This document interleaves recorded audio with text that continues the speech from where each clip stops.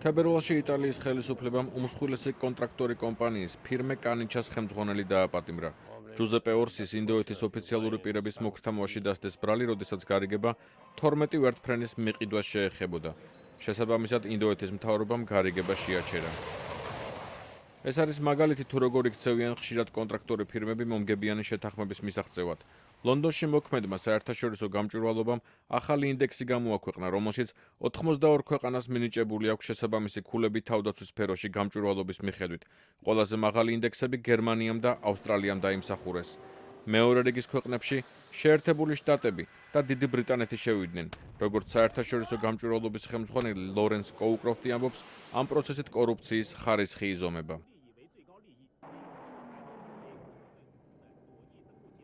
უნდა დადგინდეს ყავთ თუ არა მათ ძლიერი ლობისტები, რომლებსაც შეუძლიათ გადაწყვეტილებაზე გავლენის მოხდენა. არიან თუ არა დარწმუნებული თავდაცვის კომპანიები, რომ მათი თანამშრომლები ფულს არ იღებენ.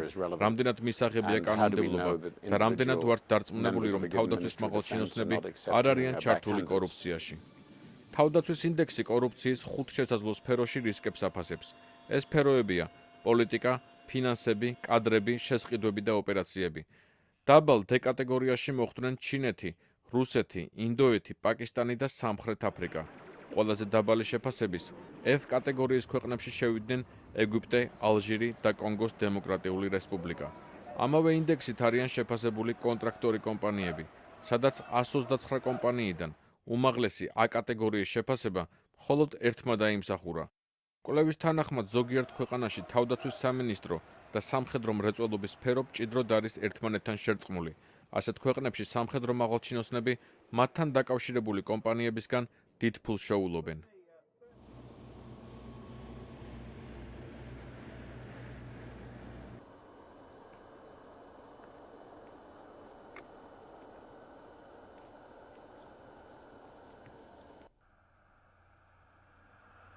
ასეთი ქვეყნები არიან თურქეთი, პაკისტანი, ინდონეზია, ეგვიპტე.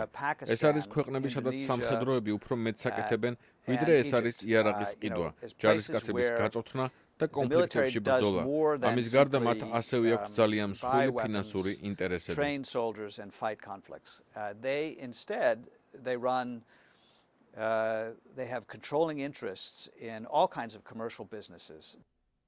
ზოგჯერ კორუფცია მხოლოდ ფულით არ განისაზღვრება.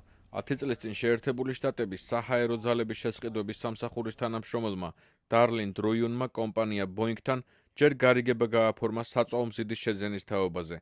შემდეგ სამსახური დატოვა და უფრო მაღალ ანაზღაურებად სამუშაოზე ბოინგში გადავიდა.